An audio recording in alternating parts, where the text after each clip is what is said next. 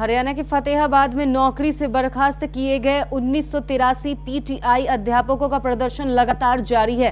जिला स्तर पर प्रदर्शन के बाद आज सर्व कर्मचारी संघ से जुड़े विभिन्न विभाग के कर्मचारियों ने एकत्र होकर रतिया में सरकार के विरुद्ध जमकर प्रदर्शन किया। इस दौरान अध्यापकों ने शहर के विभिन्न बाजारों से जुलूस निकालकर सरकार विरोधी नारेबाजी भी की। इस मौके पर सर्व कर्मचारी संघ के नेता देवीलाल ने कहा कि सरकार तानाशाही पूर्ण अपनाते हुए कर्मचारियों को बेरोजगार करने पर तुली हुई है। इसके अलावा उन्होंने कहा कि अगर सरकार अपने गलत फैसले को वापस नहीं लेती है तो मजबूरन उन्हें बड़ा आंदोलन करना पड़ेगा, जिसकी पूरी जिम्मेदारी प्रदेश सरकार की होगी।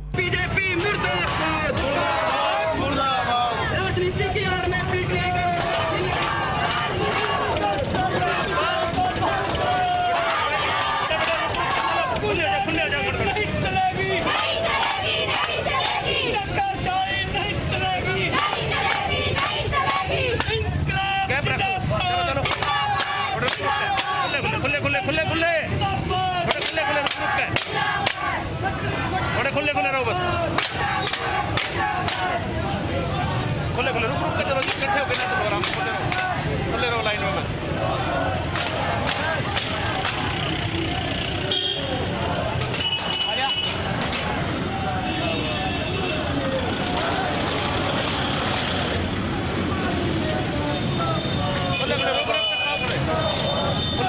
खुले रुक के खुला, बीच में गैप रखो।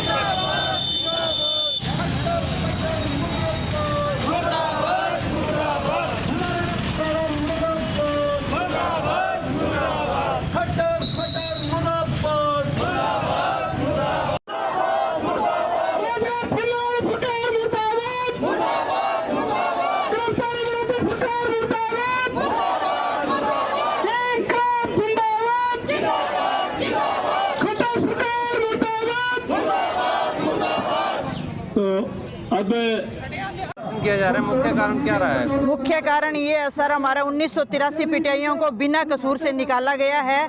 किसी भी कैंडिडेट की किसी भी तरह की कोई खामी नहीं निकली है सर। मांग क्या है? मांग हमारी है 1983 पीटीआईयों को बहाल किया जाए और उसी मान और सम्मान के साथ हमको वापिस स्कूल विद्यालय के अंदर ज्वाइन करवाया जाए। मांग पूरी नहीं होती कि आगे की रणनीति क्या रहेगी? आगे की रणनीति अगर सरकार नहीं मानती तो आगे की रणनीति हमारी और ज्यादा उग्र प्रदर्शन की होगी और गोली खाने के लिए भी हम तैयार हैं, मरने और मिटने के लिए तैयार रहेंगे। गठबंधन मुर्दाबाद, जेजेपी बीजेपी गठबंधन मुर्दाबाद, दुष्यंत चौटाला मुर्दाबाद, मनोहर लाल खट्टर मुर्दाबाद,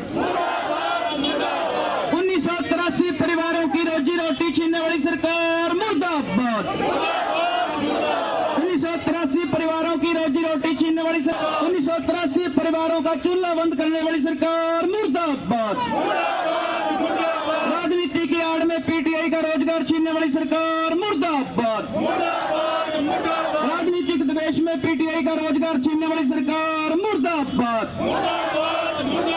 नारे लप्पे नहीं चलेंगे, नारे लप्पे नहीं चलेंगे, तानाशाही नहीं चलेगी, गुंडागर्दी नहीं चलेगी, जो हिटलर की चाल चलेगा, जो हिटलर की चाल चलेगा, खट्टर नहीं, हिंदुस्तान, हरियाणा सरकार मुर्दाबाद। मामला किया जाता है। नमस्कार जी, मामला ये है जी, हरियाणा सरकार ने 2010 से लेके और 2020 तक लगातार 10 साल की पक्की सर्विस करने के बाद भी हमारे जो 1983 पीटीआई थे 2010 बैच के, उनको घर बैठा दिया है। और ये बहुत ही एक निंदनीय बात है। मतलब इससे शर्म की बात है इस सरकार के लिए क्या हो सकती है। मतलब सरकार ने जो वायदे तो किए थे भी हम 75% बेरोजगारों को, हरियाणा के बेरोजगारों को रोज़गार देंगे, और जो साथी लगातार अपनी डिग्री डिप्लोमा लेके, और ये भर्ती भी 2006 में हुई थी, 4 साल लंबी प्रक्रिया के बाद इन साथियों ने इस भर्ती में शामिल हुए थे, सरकार ने घर बैठा दिया। हालांकि जो सुप्रीम कोर्ट का फैसला था उसकी भी सरकार ने अवहेलना की है। उसमें ये साफ कहा गया था भी ये सरकार जब भी ये कोरोना महामारी इसके ख़त्म होने के बाद 5 महीने बाद इस भर्ती प्रक्रिया को शुरू करेगी। लेकिन इस सरकार ने एक तानाशाही तरीके से, जो इनका एक तानाशाही रवैया वो सिर्फ हमारे पीटीआई साथियों के लिए नहीं है।